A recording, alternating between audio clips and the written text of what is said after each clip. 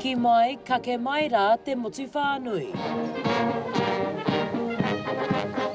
Ki runga i te marae o Tuahiwi.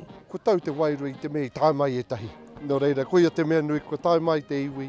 He tuatahitanga hoki tēnei mā te kuini hou, a te ariki nui kuini ngā waihono i te pō pōtatau te whirowhiro te tuawaru ki te Waipounamu, a kia whai i te tauira i whakatakotohia e tōna pāpā. Ko te hui-a-motu ki runga o Tūrangawaewae ka puta te kōrero a te kingi, tai hoa ki a rongo i ngā kōrero a ngā hau e whā. Ko tae mai ki te whakatutukitanga o tēnā kōrero.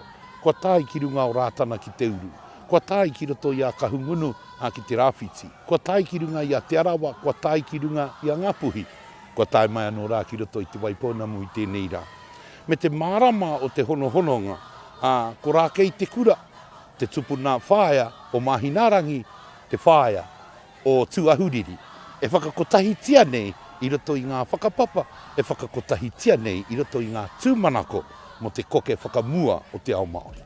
E hara ko te iwi Māori anake i tae atu ki te hui. Ko ngā iwi take no kānata, anō hoki i tae atu. One of the things I really love is the whole symbolism of the joining together of the waka and the canoe, and what we can learn together, how we can prosper together, and how we can feed one another through the bounty of the land.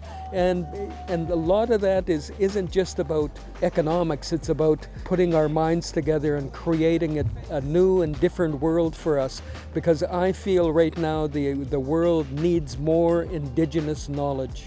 Aha kua ka moe te kaupapa ki roto o Ngāi Tahu, ko te whai kiko te kōrero te aronga nui o Te Pūnuiotoka. Kia whakatakotohia tētahi kaupapa hei wānanga mā tātou, mo te tūpono he hua mā tētahi.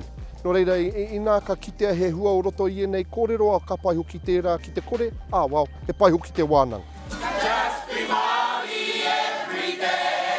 Tāre ana te wā ka kite i ngā hua ka puta mai i ēnei hui-a-motu.